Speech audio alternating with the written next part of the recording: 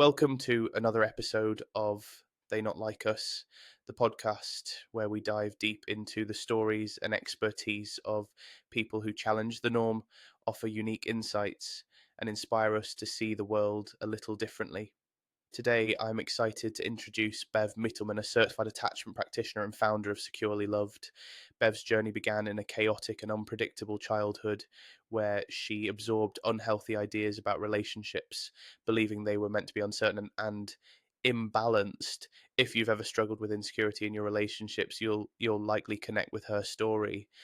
Before finding her calling in attachment theory and helping people build secure relationships, Bev was an executive leader, university lecturer, and published author with a master's degree and over 25 years of experience in personal growth and professional development.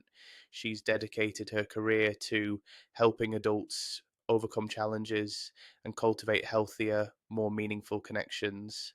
Let's dive into her journey, explore the importance of secure attachment, and uncover practical ways to navigate relationships more confidently. Hello, welcome back to They Not Like Us. I'm your host, Aaron. Today I'm joined by a special guest. I'm going to ask Bev to introduce herself to you and tell us a little bit about herself. Bev, could you just let us know a little bit about who you are and what you do? Absolutely. Hi, everyone. My name is Bev Middleman. I'm a certified attachment practitioner, which means that I work with folks around relationships and attachment trauma. I am the founder of Securely Loved, and I work with clients around the world. I myself am located in Canada, but very excited to connect with Aaron and his audience.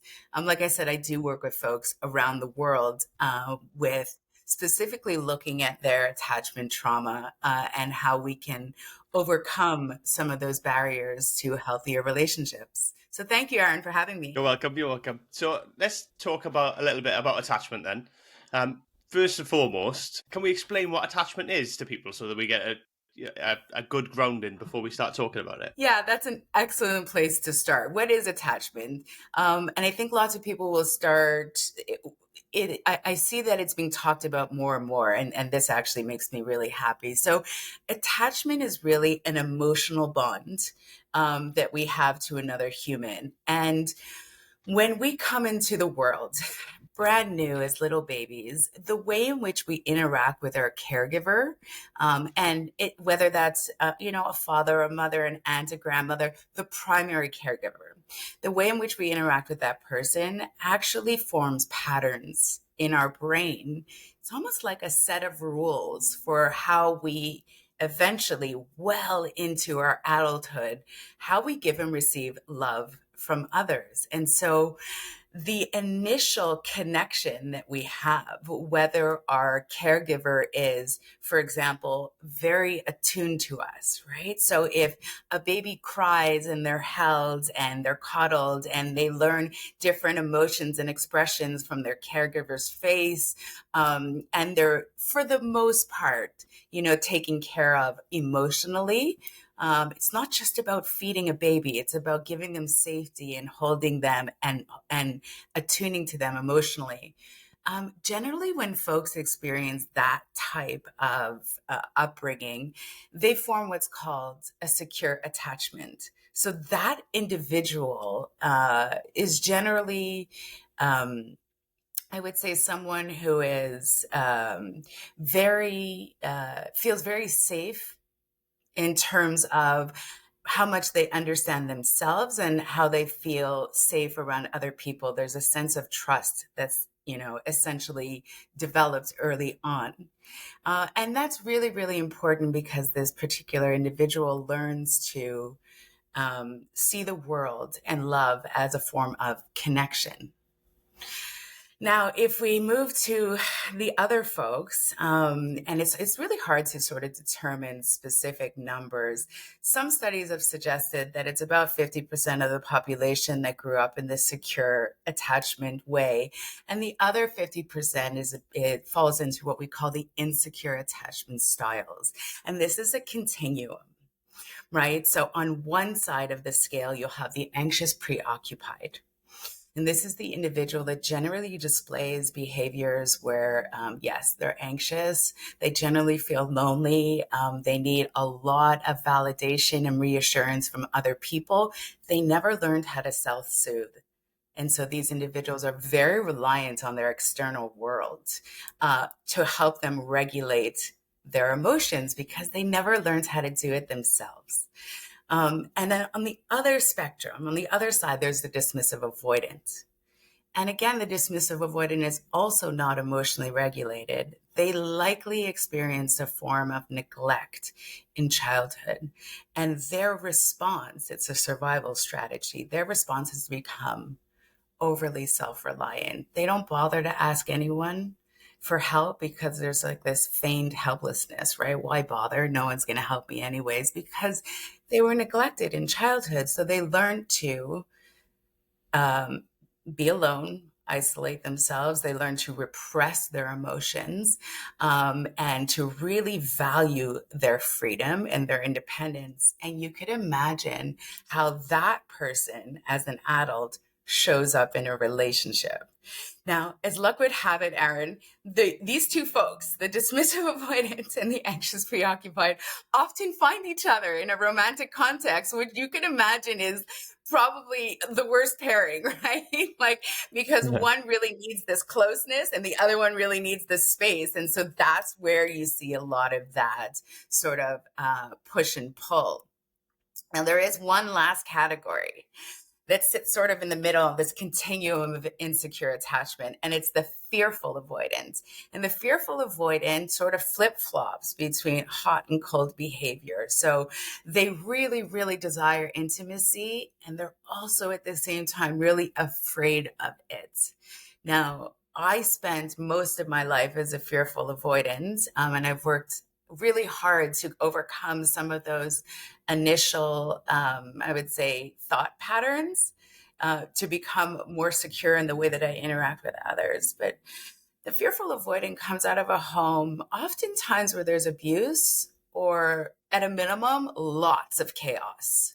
So in my particular example, there was physical abuse in my home. And I absolutely, for example, adored and loved my father. And I sought his attention in like all the time. His attention was golden to me, but he was also the one that was hurting me. And so when you talk about fearful avoidance, it's you really, really want to come close to someone, but that person is also the one causing harm. And so it's very difficult for a child to make heads or tails of this. And that's why they ingrain these patterns in their mind that love is chaotic. Love is intended to be this roller coaster, this back and forth, this push and pull, which we know is not a healthy dynamic, but this is what they learned. So when people grow up in a home where they're not emotionally attuned to, so neglected, abuse, perceived abandonment, they really grow up believing that the world is about survival, not about connection. So I hope that that's like it's not an easy one sentence. What is attachment? So I hope that gives folks a good general sense. Yeah, that's quite in depth. Actually, it's quite good to hear it. No, it's good because I think a lot of us don't even understand it, to be honest. So to start off to improve the kind of situations, your relationships stuff, you need to first understand what your style is, what you like, etc. Yeah. But yes, it can be difficult for people as well to accept what they like, if you know what I mean. Yeah, and it's actually so. I mean, I work with a lot of clients who have these aha moments, right? Because they are very aware of the fact that they have certain thought patterns and that they behave in certain ways, but they don't know why. Right. So, for example, I like to use myself as an example. I, for a lifetime, was really uncomfortable around large crowds of people. I feel unsafe. And that's because growing up in the home that I did, with the level of chaos that I experienced, I had to develop hypervigilance. This was my coping mechanism. So I became hyper attuned and hyper aware of the emotions and the affect of everyone around me because my survival depended on it. So if my father, for example, came home and he was in a nasty mood, I needed to be able to discern that really quickly. The sound of his footsteps, his breathing, the way he slammed the door when he came in. I had to become really attuned because was I going to run and hide? Was I going to leave the house? Was I going to pretend like I wasn't home? How am I going to handle this? So these patternings, they follow us, right? And they follow us into situations that have nothing to do with the original threat, right? So the fact that I'm going to a concert, let's say, and I'm around a lot of people, my father's not standing there. That's not what I'm worried about. It's that I can't relax and be calm in my environment because I'm constantly scanning to see, am I unsafe in this moment? So what is so particularly fascinating about attachment styles is that there is a very, very distinct set of core wounds that we carry based on the type of upbringing that we had. And it's highly predictable. Like, it's very categorical. So if you grew up in this type of home, you typically have these types of core wounds. And the extension of the core wounds is that it also impacts your emotional patterns, of course, right? So for an anxious preoccupied who's afraid, for example, the core wound is, I will be abandoned. So maybe they grew up in a home where they were abandoned or they perceived that they were abandoned, right? Maybe they were dropped off every day at grandma's house because they had to go, the mother had to work, and the child might have interpreted that as abandonment. It's all about perception, right? And so they may be carrying a core wounds of, I will be abandoned. And so it's not a leap to understand that their thought patterns, they're generally sad, they're generally lonely, they're generally anxious, and that their behaviors would be, centered around seeking validation, seeking proximity to others, needing constant validation. These are the folks that the internet often makes fun of, like the needy one, right? I don't like these memes. I think that they're really unfair to people, but that's who we're describing in this instance. So your attachment really does impact your emotional patterns, your communication style, your coping mechanisms, like your behaviors. There's a strong correlation between addictive behavior and addictions and insecure attachment styles. Because if you don't know how to self-soothe and you've never learned emotional regulation, like it was never taught in your household, it's very easy to understand how you reach for a bottle of whiskey. Yeah, it's quite interesting, to be fair, that was when we're children, we don't understand. So like, I had a really good upbringing, but again, just like you say, it's what you perceive, isn't it? So my parents worked hard, and they worked hard to give me a really good life, and I was very, very fortunate. I had a very good life, very, very, I had close family around that were always there to care for me. But you do have that perception sometimes as a child that, oh, they don't care, they're off to work, they're doing this, they're doing that, and you're at your grandmother's house or your auntie's house, and you just think, well, and some of it, I think a lot is that's only looking back that you think that, because at the time I think it's subconscious, and you just kind of, as a child, you just kind of act out then to try and get some attention, or to try and get what you want, or try and do things. But it's probably more subconscious as a child than consciously. But then as an adult looking back, you think, oh yeah, probably didn't cope with that very well. Yeah. So for the most part, these patterns stay at a subconscious level unless we bring them to conscious awareness, right? And a lot of times it's the same type of behavior. And when you're emotionally dysregulated, this is what's so interesting. When you're emotionally dysregulated, you yourself don't recognize it most of the time because it's your baseline. It's like that. Most people will say, well, that's just who I am. That's just the way I am, right? So they'll wake up in the morning and they're like 7 out of 10 already anxious. Nothing's happened. They're already anxious That's their baseline. So if something does happen during the day that's difficult, it clearly pushes them over the edge, and they're likely to be explosive in their response, right? But they don't necessarily understand that these patterns, they live in the subconscious and they bring us into adulthood. So the next time you're in a grocery store and you see, let's say, a mother is shopping with their toddler, 2, 3 years old, and the toddler is clinging for life to the mother's leg, like begging for her attention as the mother is trying to pick out a cereal box or whatnot, that behavior oftentimes stays with us. So even when you're in a romantic relationship, that child becomes typically the clingy one, right? Don't leave me, don't leave me. I only feel safe when you're around. So that metaphorical, they're hanging onto mommy's leg. Metaphorically, when we go into romantic relationships, a lot of these folks who initially had that anxiety and haven't done the work, they hold on to their partners almost in the same way. Like thinking like for their survival, if I let go, I'm not going to survive living without you. I can see you're sort of laughing. You've seen a lot of Yeah, these. yeah, I've seen it, experienced it. Yeah, it's you see it all the time, don't you? Really. What interests me though is, so obviously we go through our childhood, we pick up these things. We might not even know kind of what our attachment style is as we grow into adults. How does that manifest as an adult? Do we often, are we attracted to people who are similar to our caregivers in how they love when we grow up, Mm-hmm. Such a or good or are we or are we the opposite? Do we mimic our caregivers in relationships, or is it a bit of both? Such a good question.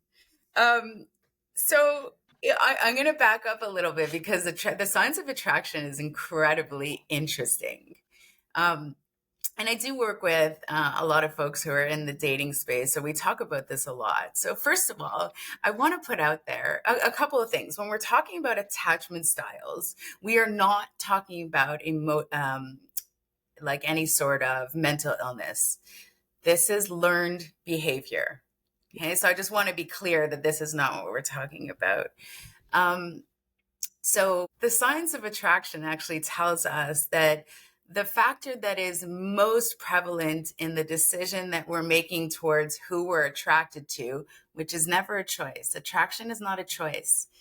We're either attracted to someone or we aren't. Right? It's a whole field in itself. But the subconscious comfort zone that we have is generally what attracts us to our next partner.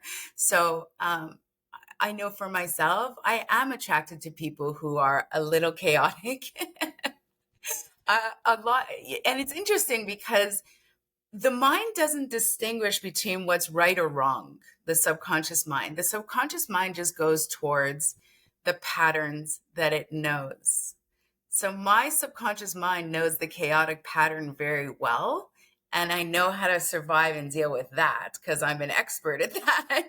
And so I typically will lean towards and be attracted towards partners that are a little on the chaotic side. So I tend to find a little bit of impulsivity interesting, creativity, someone who has variety in terms of like what they want to do and how they want to have fun. Those are the people that I'm generally attracted to because it's reproducing the chaos that I sort of know. So that subconscious comfort zone. So I have dated people who were secure, and I still, logically, someone who is secure and emotionally regulated is the right partner that I'm seeking, right? But sometimes my subconscious mind will play tricks on me and tell me, you know what, this feels boring. Because I Yeah. do have a program that says you like a little bit of chaos. That's where the conscious awareness comes in. You have to be aware of the fact that you have these programming that will draw you in the wrong direction. Because again, your mind doesn't care what's right or wrong for you. Your subconscious mind just wants you to fall back into a pattern that's familiar. So that's why we do the awareness work, right? You bring it to your conscious mind. So now I can say, listen, a little bit of chaos is fine, but this is too much. And I know that it's not going to be good for me, right? Whereas if you haven't actually done the work to understand your own mind, you're likely to fall prey to the same patterns over and over and over and over. And then we hear things like, I don't know what it is. I just always seem to attract the crazy people. I hear this all the time. Do you hear this? All the crazy people come, and I hate that term. I myself don't use crazy people, but this is what people say to me without any understanding that they themselves are the ones who are leaning into these folks because they're representing something that's comfortable for them. So it's a subconscious comfort zone. It's not necessarily, I'm reproducing my father. I'm reproducing the relationship that I had with him, the dynamic, right? Now, the other thing too is that there is a part of our brain that is hardwired from years and years and years ago. We call it the lizard brain, that seeks what we call something called trait variety. And the biggest example of this would be, for example, if I was in caveman days and let's say I was very intelligent as a woman and I was resourceful, I would logically look for a man who's very strong and knows how to hunt. Because when you put the two of us together, our pairing makes it, a good match in terms of our ability to survive. That is hardwired into us. And so the flip side of that too is that we often look at traits that we repress ourselves. So as a young woman, for example, as a young girl, anger was not allowed in my house. It was not an emotion that was given any space for. You were punished if you showed anger. So I really repressed that into my psyche. And when I meet someone who can express anger in a healthy way, I'm very attracted to that. So Yeah. so the science of attraction is actually super, super interesting. But what I want your listeners and your audience to take away from this is that attraction isn't a choice. We are attracted to who we're attracted to. And a lot of this is patterned into our mind. It becomes a problem when you recognize for yourself that I'm always choosing the wrong person. That's when you could say to yourself, okay, why am I doing this? Let's bring those patterns up to the forefront of my mind and see if we can change the pattern. Is it difficult to change those patterns? I imagine it's very difficult. It's easier than you think. Okay. Yeah, How would it's easier. how would somebody go about it? So there are certain ways that we could tap into the subconscious mind. So, our mind, we have the conscious mind, which is like our awareness, right? That's like the top. Like I've seen it depicted as an iceberg before. So it's like the top that's above the waterline, right? And it's just a little bit. It controls like on average 3 to 5% of our thoughts, our emotions, and our behavior. So this is difficult for people to grasp because everybody wants to feel like we have free agency. Well, of course I make my own decisions and I have full control over my mind, but your conscious awareness, again, guides 3 to 5% of your thoughts, your emotions, and your behavior.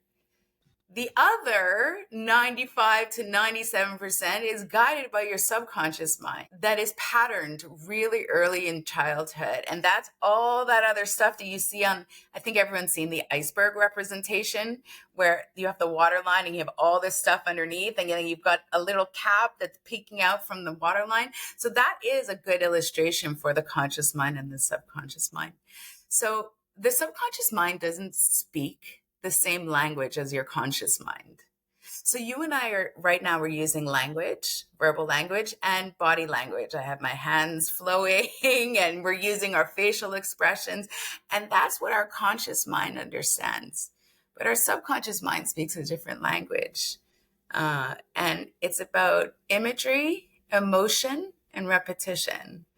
So if I were to say to you, Aaron, whatever you do, don't think about a pink elephant. Yeah. You just laughed. Straight away. What happened there? What Yeah. happened? Yeah, straight away. Straight It's the away, first thing. right? Yeah. Yeah. Right.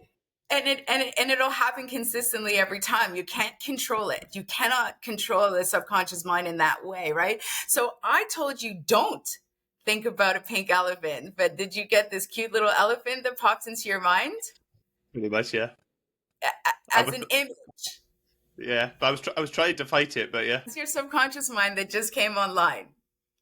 So it's hard to fight. And again, your subconscious mind doesn't speak the language that we do. So me saying don't, no, it doesn't understand that language. It would have responded in the same way had I said, think about a pink elephant or don't think about a pink elephant. The subconscious mind speaks in terms of imagery and emotion.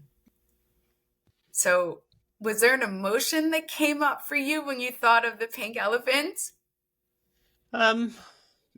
Probably, but I'm not 100% to be honest. It was pleasant thought, but as well at the same time I was like annoyed at myself because I did it. So it was a bit of a conflicted, weird one, but yeah. So I don't know if you're aware of this because I'm staring at you, right? I see you now. When I said don't think of the pink elephant, you immediately smiled and laughed. Yeah. So you had an emotional reaction. You smiled at something, right? Yeah. So that's your subconscious mind. And, so again, the way in which we unpack some of these patterns is the same way in which they were patterned in the first place, which is through repetition, imagery, and associated emotion. Right? So we can do this through very specific exercises. But something like a daily affirmation is not going to do the trick. So I know there's a lot of advice on the internet and, I respect everyone in their field, but, if you get up in the morning and you recite a daily affirmation, that's from your conscious awareness. It's not going to impact you at the level that you're really seeking to impact in terms of your actual emotional patterns and your thought patterns. Yeah, I've experienced that because there is a clear separation, to be fair. And when you get tired or you run down or something, you always revert back to that unconscious state where you'll do what you've always done, sort of thing.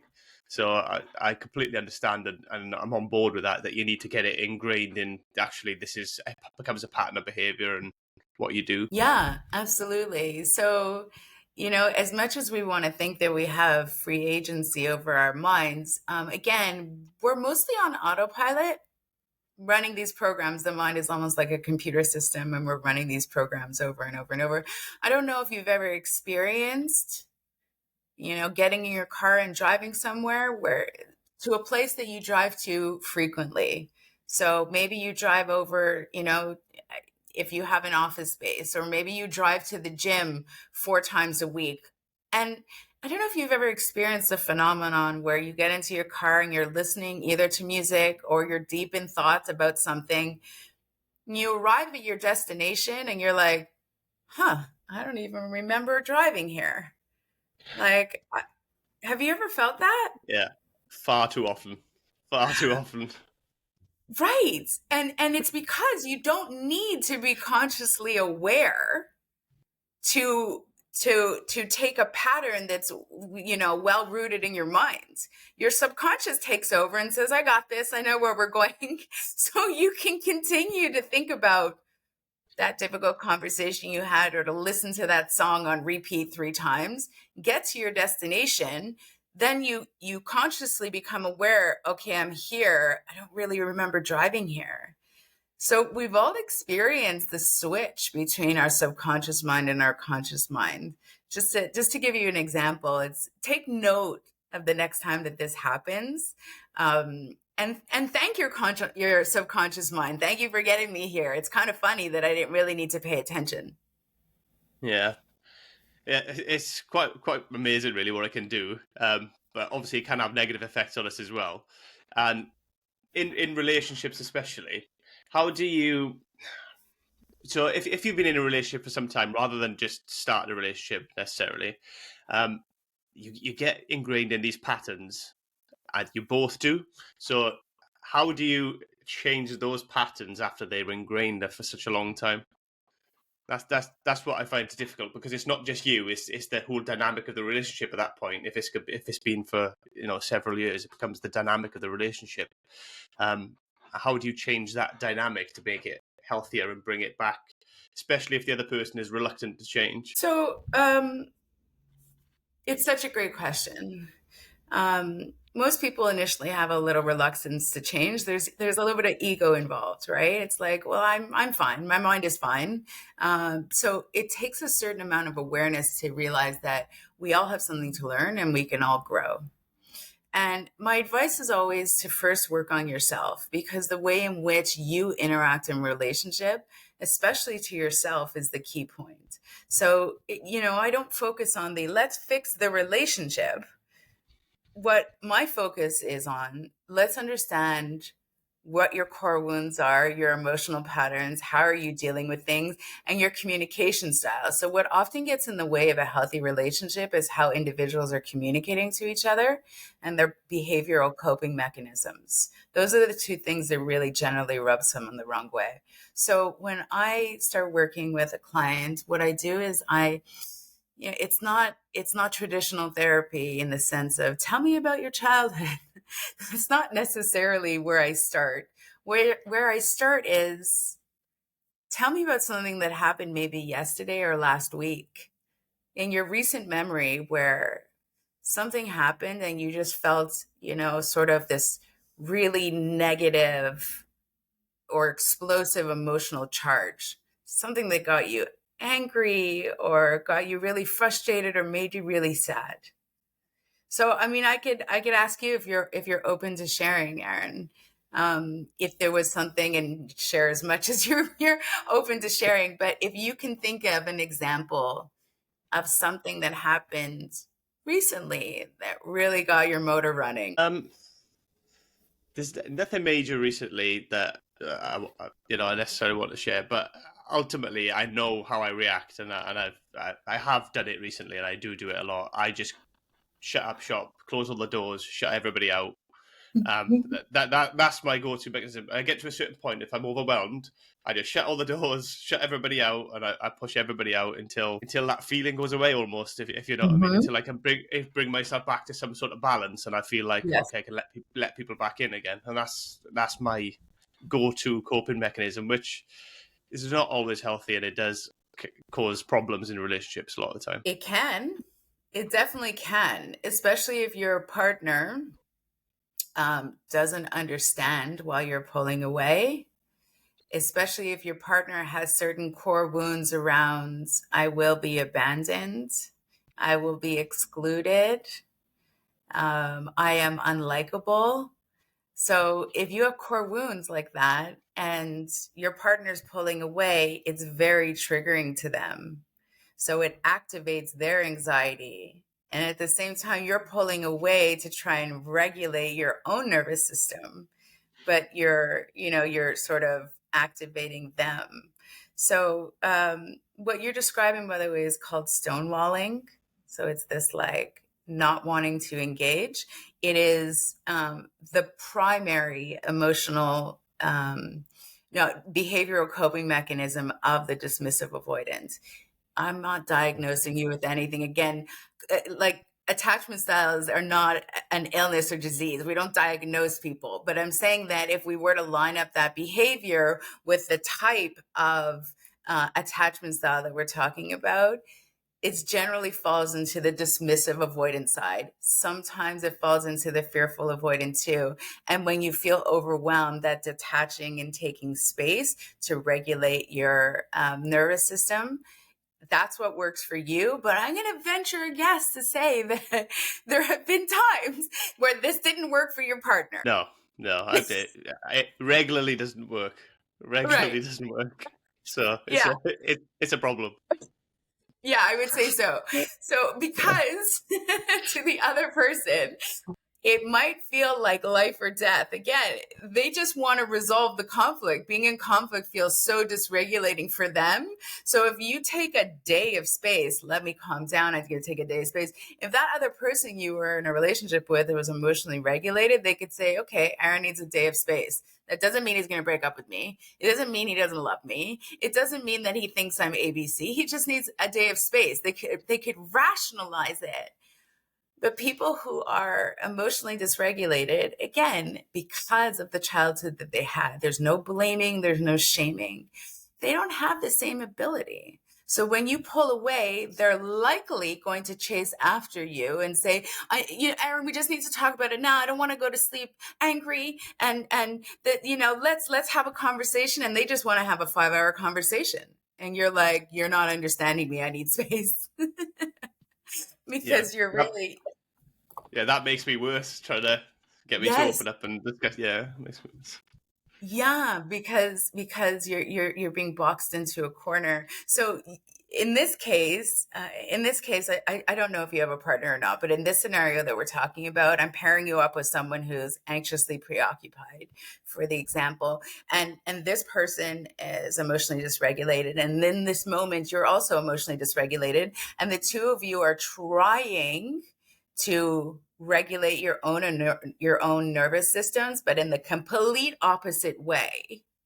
And neither one of you knows how to co-regulate, which means use each other for comfort and support while you also individually work through it. Right? So it's like one way to co-regulate, I find very effective, would be like cuddling.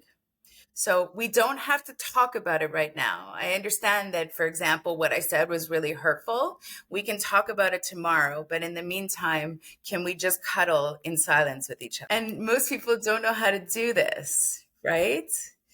And this is like a nice compromise because, the person who needs the closeness gets that closeness, and you're the person that needs the space. You're not being forced to talk in the moment where you're not ready to talk. But yeah, we can cuddle. That's fine. Right? Like, so there are ways to co-regulate.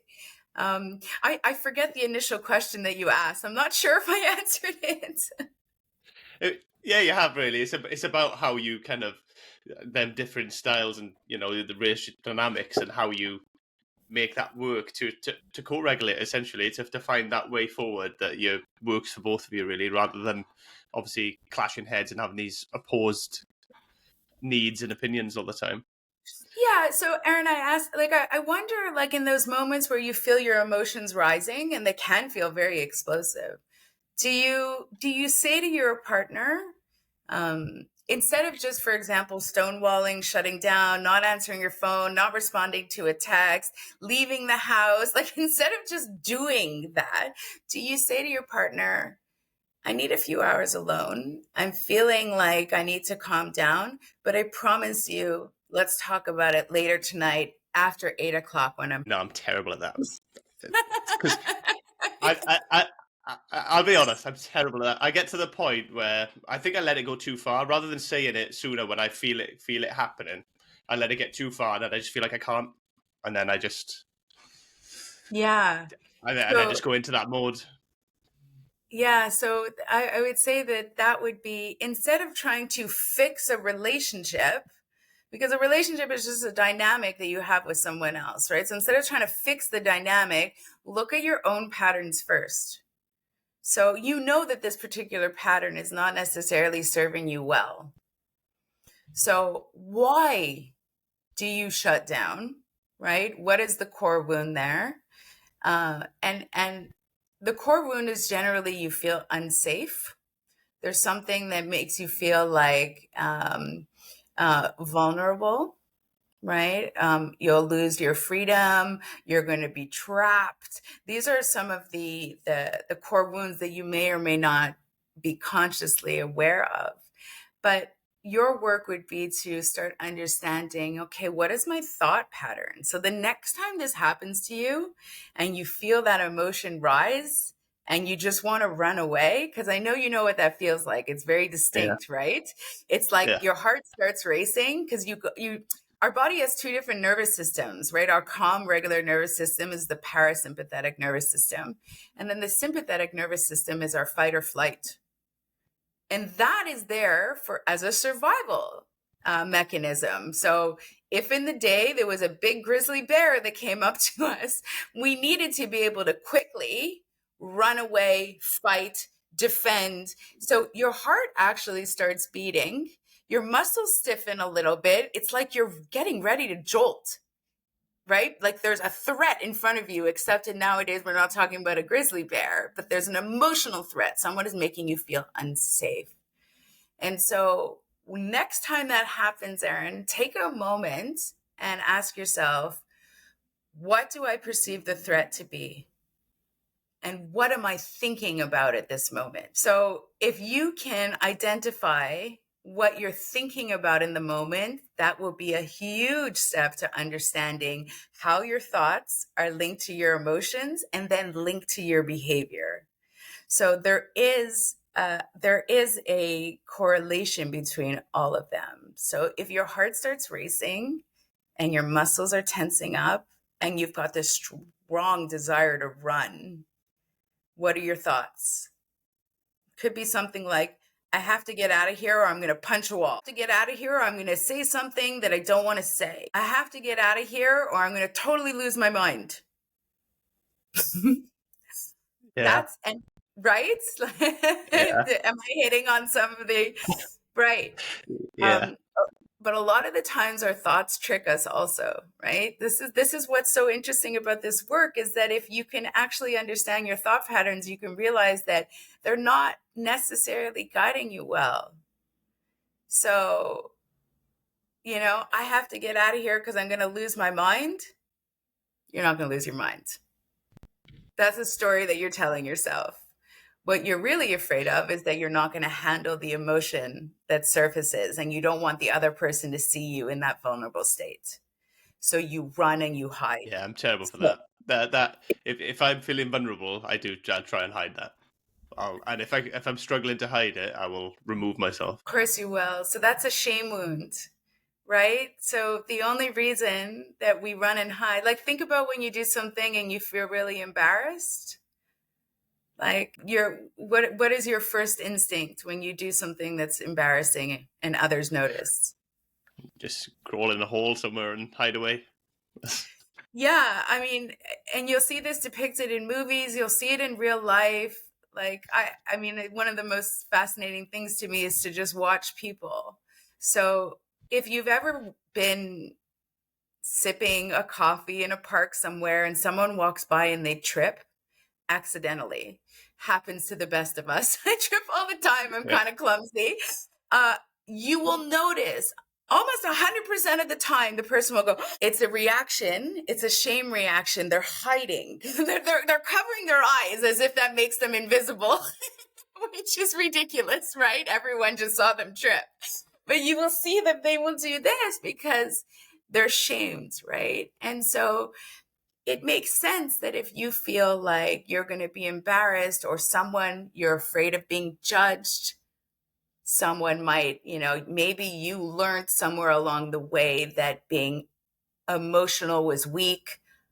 It's not, but there would have been a story or something that you learned where your patterning says, Erin, don't show that side to other people. It's not safe.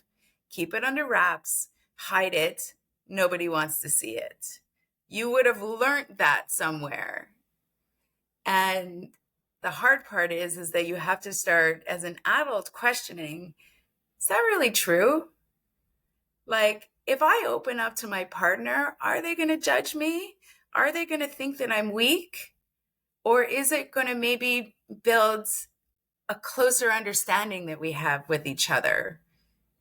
And maybe the next time I'll just say to that person, I need 2 hours by myself. Can you give me that? Is it okay?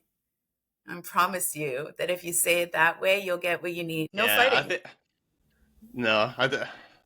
Obviously that's much healthier way to handle it. And I think over my life, the way I've handled it, which is probably the issue, is you do it, you run away, it actually works and it soothes you. So then after the fact, you tend to justify it. Oh, I did it because of this. Oh, And this is why, and you justify it to yourself, and then you kind of reinforce it, and then it becomes you just more and more ingrained, really, as a coping mechanism. yeah. Language is so interesting. I love when people speak because you just talked about how you intellectualize your emotions. You Yeah, rationalize after the fact. Again, you're protecting your ego. You don't want, you want to have a reason for why you reacted that way, a narrative that fits within what you consider to be acceptable. You can't just say, listen, that spiked my anxiety a little. That would be honest, right? But what we do is we rationalize, right? And again, dismissive avoidance as emotional patterns, and as personality traits, more specifically, are very logical. They're very rational. What they are at times, and this is their work, is a little disconnected from their emotions. They don't like feeling their emotions, which none of us like or enjoy feeling difficult emotions. But the way in which you handle it when these difficult emotions come up is displayed in our behavior, right? So again, I'm not diagnosing anyone, but you're very much describing certain personality traits of a particular subset of the population. And I I don't know how much you've seen this online because attachment styles are being talked about a lot now. The avoidant folks, the dismissive avoidance and the fearful avoidance, they often get really heavily bashed, especially in like the dating world. Like, don't date an avoidant; they'll break your heart. And I think that that's very unfair.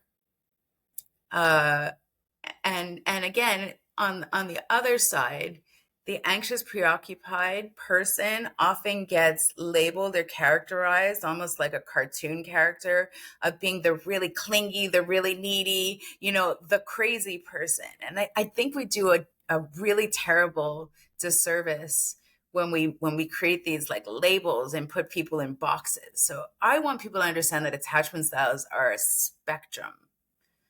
So, and they evolve over time depending on if you've invested to do the work and understand your own mind, the types of relationships that you have beyond just your primary caregivers, and also whether you believe that change is possible or not. So you can heal to the point where the same triggers are not causing the same amount of intense reaction and they're happening less.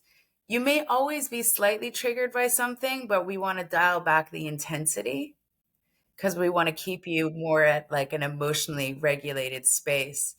And the last thing I'll say about this too is that the internet loves to categorize attachment styles by gender, which is ridiculous. It is not gender based. So we love to show memes of men who are dismissive avoidant and women who are anxious preoccupied. Of course, that does happen, but the reverse also happens too. I'm far more avoidant on the spectrum of things, and I've had to learn to communicate to people and say, I need a little bit of time. I promise, like, first of all, you want people to know you're not ignoring them, right? I promise we'll come back to it. Don't press me. It doesn't go well when you push me. Just give me a little bit of time. I'll come back to you. And then stay true to your word. Come back. Don't ignore the problem, right? So there are ways to, work on yourself. So ultimately, the relationship dynamic that you're in is much smoother. Yeah, it's a lot of interesting stuff there, a lot of stuff to take away from it. And it's quite, obviously we've talked about me and how I am, so it's quite personal to me in a lot of ways as well, so I can really relate to it. Because there are times, obviously, when I do that and I take myself away, but then other times when I'm completely comfortable in being vulnerable and being open and honest, when I'm not overwhelmed or it's, I'm in a positive place myself, then I'm, really, really okay with being vulnerable and open and sharing that side of me. So that's beautiful. And it's beautiful that you recognize that context matters. So, is there, and you don't have to share this, but for your own reflection, is there a type of scenario that you're more comfortable with? So, for example, you're much more apt to be vulnerable and open when you're in your own space. Is that true for you? It could be. Maybe I think a lot of it for me is sort of my confidence and self esteem, and if I feel I think if I feel confident and feeling good about myself, then I'm much more comfortable. But I think I'm more sensitive to stuff if I'm feeling a bit insecure about myself rather than necessarily anybody else or anything else. I think that's when I really struggle a little bit, and then I'm much more sensitive to stuff and I'm much less willing to share. And that's really very fair. We're not intended to share our deep personal inner world with everyone. Like, I would hope for you that you have a couple of really grounded, solid people in your space who you do feel comfortable sharing with, right? But it's not, you don't have to share it with the entire world. And you're right, there are moments where we feel a little bit stronger and a little bit more concrete on this is how I'm feeling. And there are other moments where you're feeling overwhelmed. Is that for me? Are we getting a phone call? Oh no, that's my alarm. I forgot to knock it off. Sorry. I thought we were getting a phone call. No, we're not in trouble. We're not getting anybody calling in. That's so funny. It kind of lost my train of thought a little bit there, but you know, we do find, again, I talked about very specific patterns. So the dismissive avoidant is extremely sensitive to criticism. That's because they would have experienced a fair bit of it in childhood. And I've had this conversation with many people who are dismissive avoidant. Again, I don't know if you are or you aren't, but a lot of times they'll start off by saying, I had a great childhood. My parents were great. Yeah. That's it. I think I can think of 5 or 6 people who have looked at me straight in the eye, who have said that to me. And I'm like, that's interesting, because the patterns come from somewhere.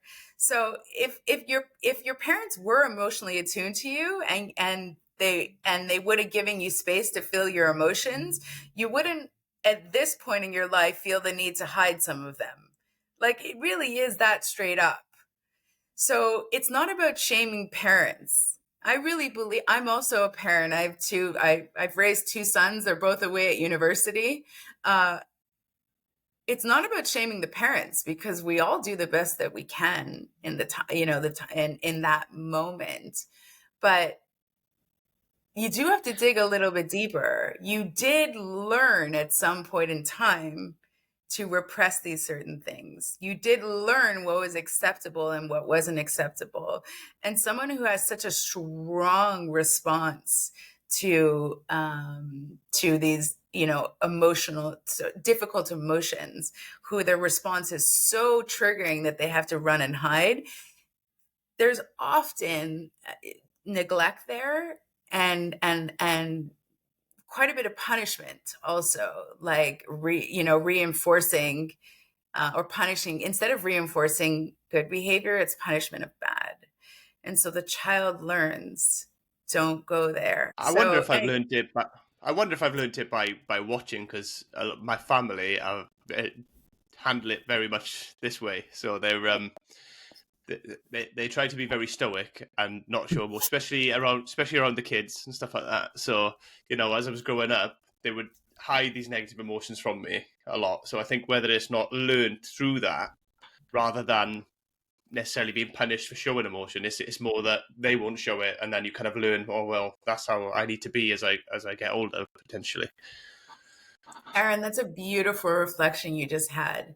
You're absolutely right. You pick up on the patterns, the modeling that your parents showed you. So if your parents were very stoic, as you say, didn't show a lot of emotion, then it's not a leap to understand why the child would have a similar pattern. Like, there's that expression, the apple doesn't fall far from the tree. That's because because it's grown from the tree, right? So what they showed you is what you'll generally repeat.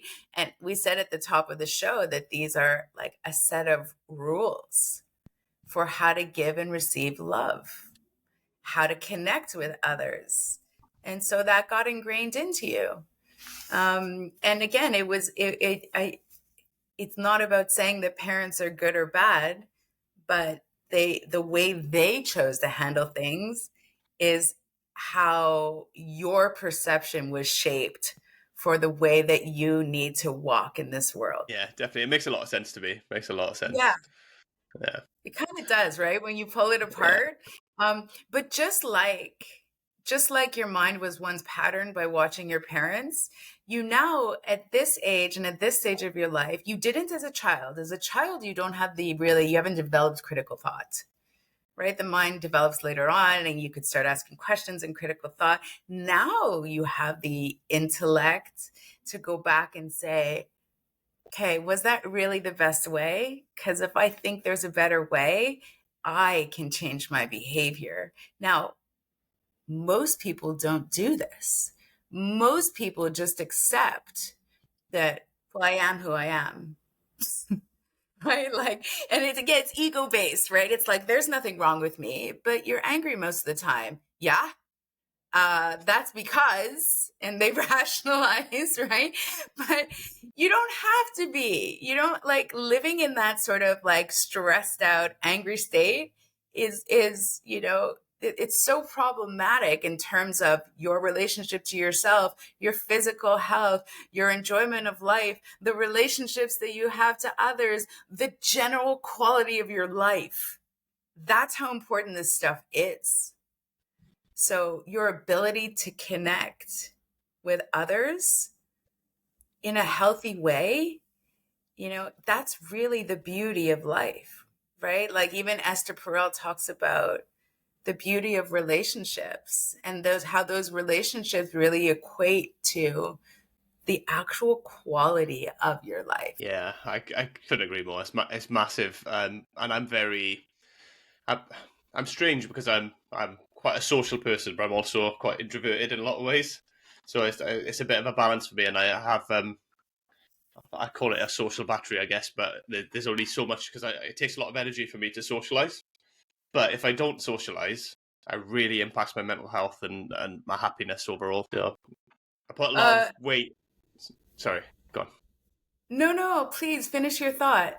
Yeah, I put a lot of weight on relationships and experiences over sort of materialistic things and stuff. That's just kind of it's kind of the way I was brought up as a child. That's people are more important, family's more important. People you care about much more important than stuff or things or money or any of that. And that's carried on with me through life. So I do value social interaction and relationships with people very highly. Doesn't mean I'm necessarily good at them, but I do value them highly. When I work with clients, I keep a running list. So one of the things that because you started off your and it was a beautiful reflection you just shared with me. But you started off by saying, I'm kind of strange. So you've labeled yourself and you've, if you said it, you believe it. So the first thing I would do is I would say, okay, let's write that down into our stories list, right? Because as humans, we are really good at telling ourselves stories. It doesn't matter if it's true or not. We will convince ourselves that it's true. So, I would say, okay, I am very strange. Let's write that down. Is there actually any evidence that you're strange? Because from what you just shared with me, your experience is very, very predictable, understanding, and common. Most people have a sweet spot between how much they want to interact with others and how much personal time that they need. Many people will tell you that they like to interact and then they need a day to themselves, that they need to emotionally recharge. So this is a very common emotional pattern. Somehow you have been led to believe that this is weird, strange, uncommon. It's not. I think I base it on you just have this for some reason you just think of it as a polar thing, whereas like, oh, you're either extroverted or introverted, and then I kind of flip between the two. So I think that's probably where that comes from. I even saying it, I know that's silly to say, but that's obviously where that comes from. That belief that they are two polar opposites, and you either sit on one end of the scale or the other. Even Yeah. saying it, I know that doesn't make much sense because it's going to be a scale, isn't it? Yeah, so like everything else, it's a continuum, right? Like people very rarely fall squarely into one box. They lean one way or another. And for those that fall squarely in the middle, like out of, let's say, 7 days in the week, I'm happy socializing 3.5 and being alone 3.5. Like I'm like really in the middle, which means if I have lunch with someone, I don't want to see someone at night. I'll spend the day together if I'm going out that night. Sorry, I'll spend the day alone if I know that I'm going out at night, because that's how I manage it. I'm really smack in the middle. And then we as humans, we're creative. We need to find new labels for ourselves so I call myself the outgoing introvert. I like that. You can grab it. I'm definitely going to steal that one. Yeah. And so I remember like, I don't really drink very often. I don't really party, but I did, like over the summer go out with a group of girlfriends, and we went to a club, and it was one of those nights that ended at 3 a.m. And, the next weekend they were like, come on, Bev, let's go. And I was like, are you kidding me? Call me back in 6 months. Like that one night was enough for me for 6 months. Like so what's so beautiful about this is that as you get older in particular, and part of this work is understanding out of your attachment style, what are actually your personality needs. So what are your needs? And if your need is to truly balance social time versus time that you're alone, and you understand it and you own it, then it becomes very simple to explain to someone in your inner world, whether that be a partner, a good friend, a family member, that, hey, you know what? It is too much for me to spend a whole week together. Like maybe we don't spend a whole week. Maybe we make the trip 3 days. It's like, and because you now understand yourself better, you can find the language, right? And so most people don't necessarily understand what triggers them, what they actually need. And so when they go to start communicating this to their partner or to a friend or a family member, they're at a loss for words. They don't, because they themselves don't understand what they need, right? Yeah, I think it's difficult for us as well as humans, especially if we, care or love someone, to tell them actually we need a bit of time away, because we're afraid of hurting that person's feelings as well, and we're afraid of them perceiving that as a rejection almost. Yeah, and they might. It's very true. They might. So at some point in time, your patterning is, don't do that. Someone's going to get upset and you're going to have to deal with the blowout. So it's the dealing with the blowout that you don't want to deal with. That's the avoidance piece. So you hurt someone's feelings. A day later, they're going to come back and want to have a talk about it, or they're going to cry. They're going to have an emotional reaction. That's the piece you don't want to deal with. But if you actually become authentic and genuine with yourself, and you understand your own needs and you explain it to someone, it's not personal. It's not that I don't enjoy spending time with you, but I need time to recharge. And then when I'm with you, I can fully enjoy our time together without feeling like, I'm stressed, or I know that I'll be less irritable, or I'll feel calmer.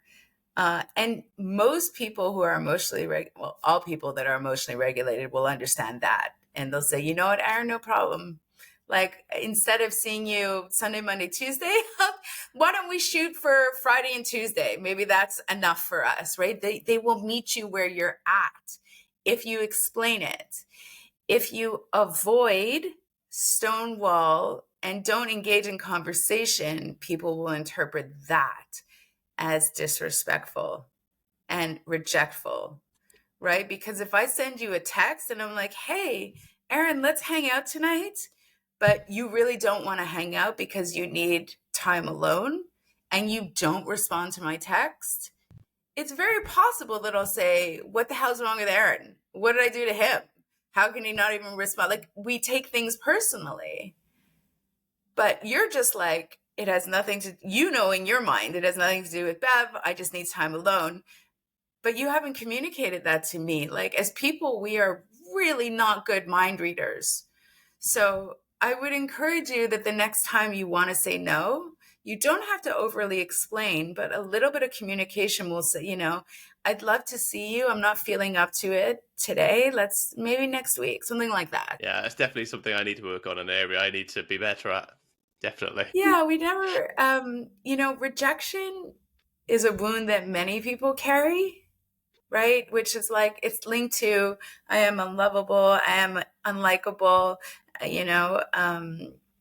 I will be excluded, I will be abandoned. So you can see how it's all connected in that space. So if you're mindful of the fact that the other person might get triggered to those wounds, you can absolutely mitigate that. You can absolutely, so the worst thing you can do when you're in a close relationship with someone is ignore them. That is, in my opinion, one of the most disrespectful things that we can do as humans to one another.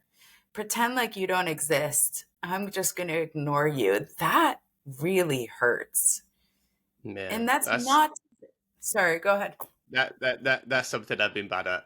That kind of, when I'm in that, not all constantly, but when I'm in that headspace, I just avoid everything.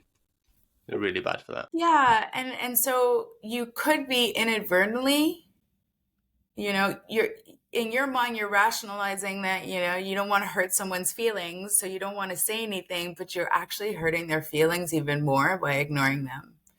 Yeah. So, that would be the next time you have this feeling where it's like, I just want to run away and hide from the world. Just calmly say to people, even by text, I need a couple of hours to myself. Let me get back to you tonight. I promise you that this will mitigate 99% of your problems. Definitely going to give this a whirl. I'm going to try and be better at it. Definitely. It'll make your life easier, right? And if the person continues to push and push, okay, well, that's on them. They're not respecting your boundary. Yeah, that's good. I'm definitely going to take this on board and use it moving forward, guaranteed. It's definitely an area I need to work on. We spoke about, all these attachment styles and how it's big on the internet at the minute. Something else that's big on the internet to do with relationships and stuff is everybody calling everybody a narcissist these days. What's your view on that? I think it's ridiculous. Me too. So I am convinced that majority of people don't know the true definition of a narcissist. So first of all, a couple of things. And I think this is going to blow your mind. Almost everyone has narcissistic traits, because there's a vast difference between having narcissistic traits, which we need to some degree for our survival, right? We need to be concerned about ourselves for a certain degree. And then having NPD, right? Narcissistic personality disorder. That's a whole other ball of wax. So we tend to, conflate the two. They are not the same thing. There's certainly certain things that I do that some people might point out and go, well, that's a bit narcissistic. They're probably right. Again, we all have narcissistic traits to various degrees. That doesn't mean someone has NPD, narcissistic personality disorder, and it is so overused. Layman's people diagnosing everyone else with narcissism, and this one has borderline, and this one. Since when did everyone become psychiatrists to diagnose each other? Just focus on yourself. If you can figure out your own mind and worry less about diagnosing the people around you, because what you're really deflecting, right? If you're so keen on developing a narrative that your last relationship just didn't work because your ex was a narcissist, you can see how that completely removes you from the equation. Well, I have no personal accountability. My ex, Aaron, he's a total narcissist. He just screwed the whole thing up. I mean, what do you do with a narcissist, right? You can see how that's so beautifully easy. And again, it's nothing that I did. He's the one with the problem. Well, hold on a minute. The dynamic wasn't good. You both brought in things that were good and bad. And sometimes, even if you're two fantastic people, your dynamic is not so good. You know, sometimes people bring out the best in you, sometimes they bring out the worst. So I really dislike labels. And so that's why I continue to say that attachment styles are a continuum, right? We're talking about a set of traits. And I really wish that people would stop throwing around mental illness disorders, because I think it muddies the waters. I think it's disrespectful. And I think, again, it serves as a beautiful way to take yourself out of a dynamic that you were clearly engaged in. And so if everyone would focus on becoming the person that they want to be, to uphold the values that they hold dear, because that's where the hard work is. If everyone would focus inward instead of outward, I think we would be in a much different place in our society. Definitely.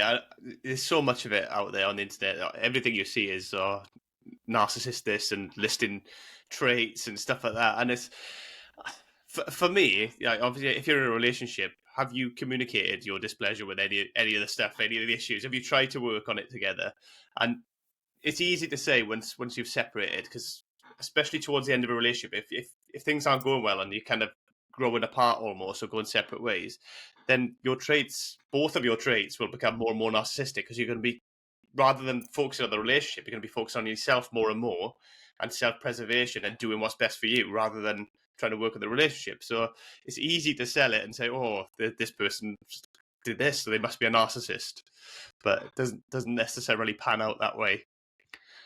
No, it doesn't. And it's actually, that's a terrific sign. So FYI, if you're on a first date, second date with someone in early dating, and they refer to their ex as crazy, narcissistic, whatever labels people like to give to blame other people, that is a beautiful sign of emotional dysregulation of the person you're sitting across from.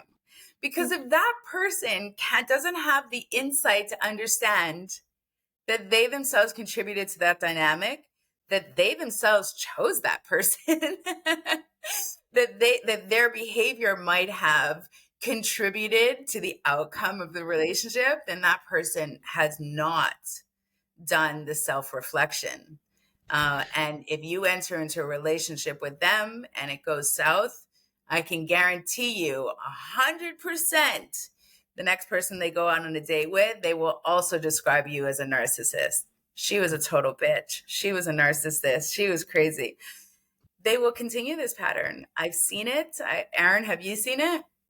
Yeah, I've seen it, and it's frustrating, and I get it. Self-awareness is difficult, and diving into yourself and your own flaws and what you could do better. It's difficult and it's hard, and people don't want to face that mirror, do they? And it's easier sometimes to just blame that person, move on, and try to find somebody else who's going to fix all our problems. Yeah, I wish people understood. I wish that they could experience for a day, let's say. I know this is like impossible, but for those who, again, we talked about how when you're emotionally dysregulated, it's hard to understand that you're actually emotionally dysregulated, because that is your baseline, right? That's like what you know to be true.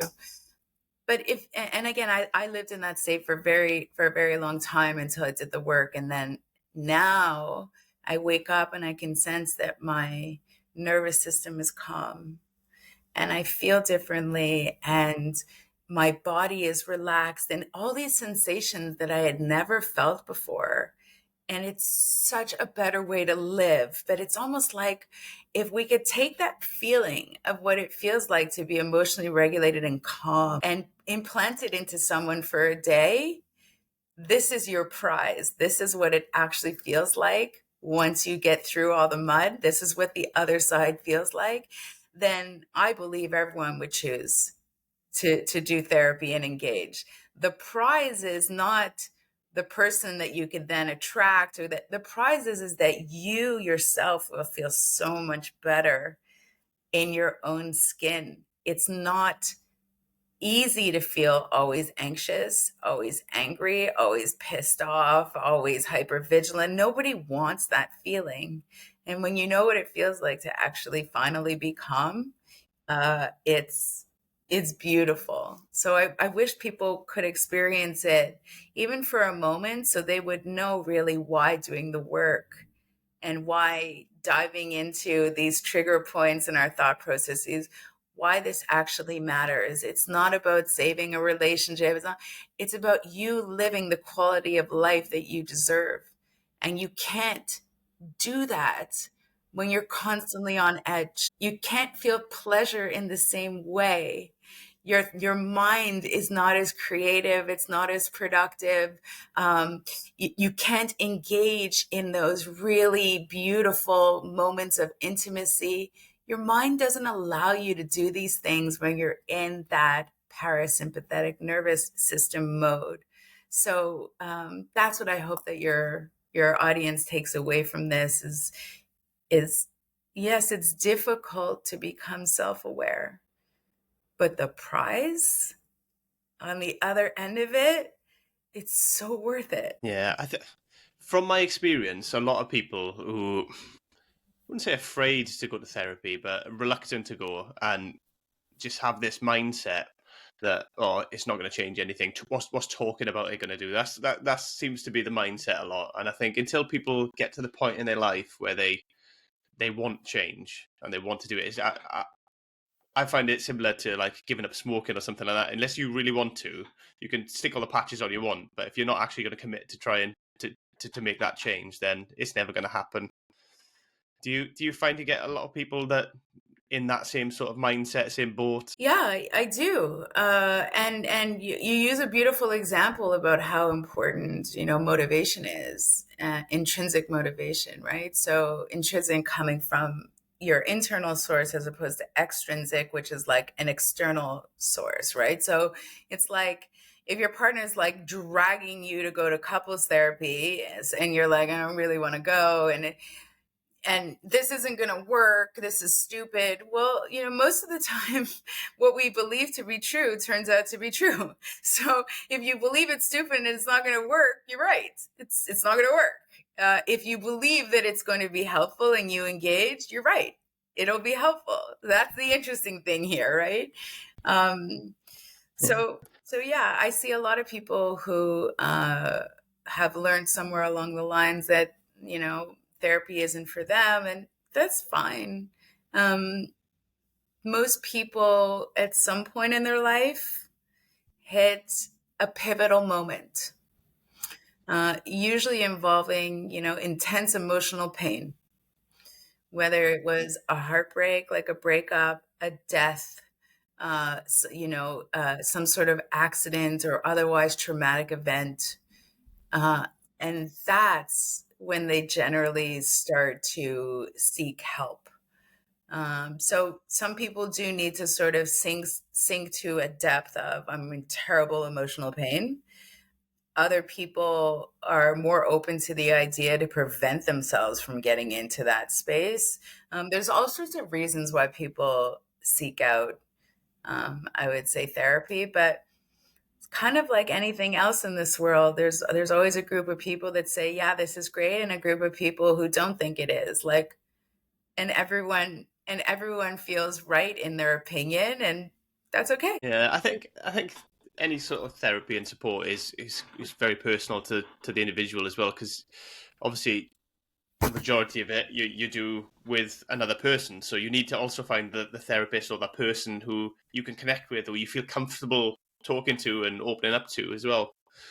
And that's part of it, because you might have somebody who you just really don't connect with or you can't buy into, but then you might find another therapist who's actually really, really good for you, really brilliant, and speaks to you. You can really take it on board what they're saying and understand it and start putting stuff into practice. That's such a beautiful point that you bring up. And Gabor Mate, He's a medical doctor. You can find him online. He does a lot of work. He did in the areas of addiction and understanding the connection between mental health and physical health. A brilliant doctor. And he actually says in one of his, I think it was a TED Talk, that the quality or the outcome of therapy, whether it's effective or not, is directly most correlated to the relationship between the practitioner and the client, which is exactly what you just said. If let's say you and I are in a client practitioner relationship, and you feel heard, understood, not judged by me, which is really the qualities that someone needs in order to heal, that's so much more important than the modality of therapy that I'm using. Most people need to feel seen, heard, and understood to start healing. So the relationship that you have with your therapist is absolutely critical. If you meet with someone and they're not a good match for you, it's not therapy that's the problem. Find someone else. Like, and you might stumble upon that person who just gets you. That's where the real work will happen. Yeah, it's definitely the case, I think. And people don't see it that way for whatever reason. It comes back to when I said I was strange about the introvert and extrovert. They see it as a polar thing. Oh, I've tried therapy, it doesn't work, even though you've only just spoke to one person who maybe you didn't quite feel comfortable with, or they didn't communicate with you in a way that you could understand or take on board, really. So motivation is such an interesting thing, right? So I don't know, like if you really want something, you find it. Like that's really like the amount of effort that you put into things is completely related back to your motivation. So let's say you have a date Saturday night and you go off to the shopping center and you really want a new pair of jeans. Like you have a look that you really want to recreate for this special date you have on Saturday night, right? You go to the first store, they don't have the jeans that you're looking for. Do you go, oh, well, I guess I can't find the jeans and leave the shopping center? Or do you go to the next store and see if they have what you're looking for? Right? And then depending on how motivated you are, the next store might have it, but they don't have your size. All right, let's go to the next store. You're off to the third store. And so you'll put in potentially an hour, 2 hours of work to find the right pair of jeans if it's that important to you. Well, it's not that dissimilar, right? In terms of how important was this to begin with. So if you already thought that therapy was a waste of time, you're likely to dismiss it and go, well, there's no point in seeing another therapist. So the way in which you perceive things is really important. Yeah, it's crucial, isn't it?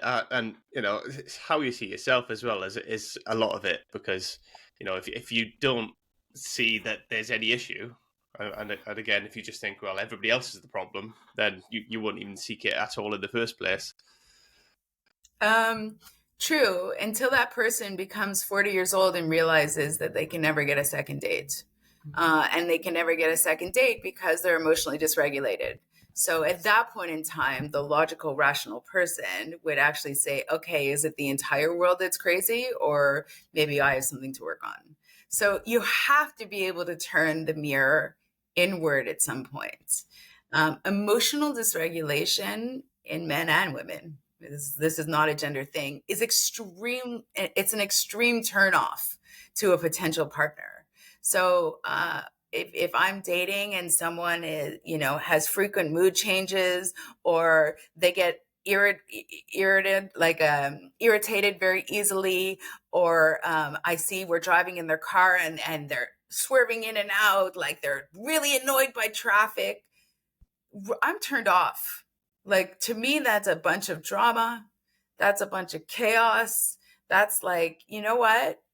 You're aggravated for nothing.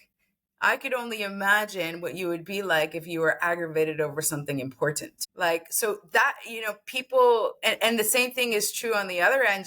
Sometimes like men will say, what, they sat down and the woman was so entitled, or she, she expected so much, or she's still, she was unpleasant and she complained a lot, and these behaviors are very specific to being emotionally regulated.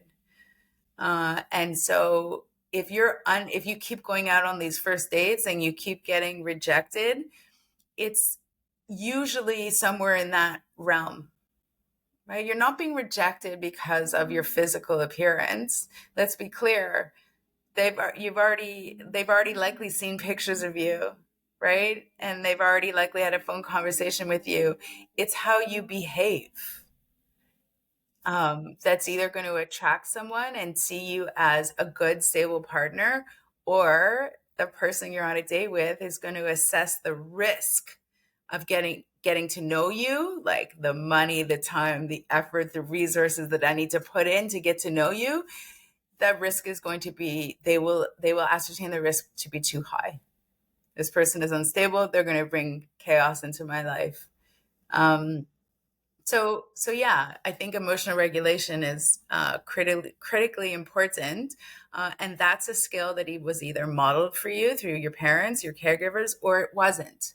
And if you don't know how to self-soothe and to emotionally regulate, and you're carrying around all these wounds and these traumas that are unprocessed in your body, it is your work to go and work through that so that you yourself can be the best possible version of yourself and partner. So the one takeaway here is, I always say, first become the person that you're trying to attract. So if you say that you want someone honest and transparent and loyal and kind, become all those things first, right? Because like attracts like. This is why I always laugh when people say to me, I attract all the crazy people. And I'm like, fascinating. Tell me more. Anyways, I see that we've been talking an hour and a half. That's a long time. It's flown. It's flown. It's Yeah. Just to go back to that as well. You're talking about obviously the attraction element and the people who get stressed easily and stuff. And some of that's got to be rooted in sort of our genetic code and from history, like I say, back to the caveman days almost. If somebody's not able to emotionally regulate and cope with kind of stresses, how are they going to be in a high stress situation when your life depends on it? And that kind of, that's the kind of thing that's ingrained in us, isn't it? We're very sensitive to that kind of behavior, really, because ultimately, no matter how much chaos we like, because people do tend to like a little bit of chaos here and there, or whatever. We're still looking for that security and safety as well, or at least an amount that we are comfortable with. 100%. So every human has basic emotional needs. Once their needs for their physical and their safety needs are met, there's basic emotional needs. And some of them are opposites of each other. So for example, certainty and uncertainty. So where we do need a level of certainty, and then the uncertainty is like the novelty and the mystery and the adventure. And the degree by which I need certainty versus uncertainty is going to be different from you and from other people. But, we all have these needs, again, for certainty, uncertainty, significance, love and connection, contribution, and growth. So, there are some people whose primary need is growth. And these are the people who are immersed in all sorts of topics, and they're like sponges, and they need a partner that they could go to museums with and go on adventures with. Like, that's what's really important to them. So it's how we prioritize and categorize all these human needs. So you're right. Certainty is very important, and emotional stability is a component of certainty. If we're in trouble, I want to know that my partner can handle the situation, whether I'm thinking about it consciously or unconsciously. Yeah, that's definitely built into us. I've noticed it in myself, and I've noticed it in others. There's always that balance that you're trying to seek. You want that level of safety. Everybody wants that little bit of uncertainty, like you say, but you always want that level of safety that actually, if things are getting a bit much, I can retreat to this and I'll be safe. Yeah, of course. Right. So, the opposite of certainty is uncertainty, but it's also chaos. Right. So, and chaos, that really is the output of, emotional dysregulation. So if someone is emotionally dysregulated, they're very hard to predict, which means they've got a short fuse. They get triggered easily, more intensely. They're liable to, do things that would be, uh, violent, right? They're much more liable to be in some form of addiction. So there's a whole bunch of risks associated to being emotionally dysregulated, which equates to, if you're that person's partner, chaos. And so whether you're able to articulate it or not, if you yourself are emotionally regulated and you see that in someone else, you will know to walk away. You'll go, and you will walk away, because you'll know that this doesn't represent a safe, secure, certain relationship. The people that will stay and go, ooh, this is fun, are the people who are also dysregulated. That is just simply the truth. So it's not unusual that someone, for example, who's an alcoholic will also end up with an alcoholic, because they enjoy that behavior together, right? So it is fascinating that there still exists this point of where people aren't self-aware to the point where they realize that, again, they're attracting people who are at the same emotional level that they're at. This is not to shame anyone. This is not, but these behaviors are very much tied to your ability to emotionally regulate. Yeah, definitely. I've taken up loads of your time, Bev. I didn't want to keep you much longer. But it's been really, really brilliant to chat. How can people find you? Are you on social media, got a website, etc.?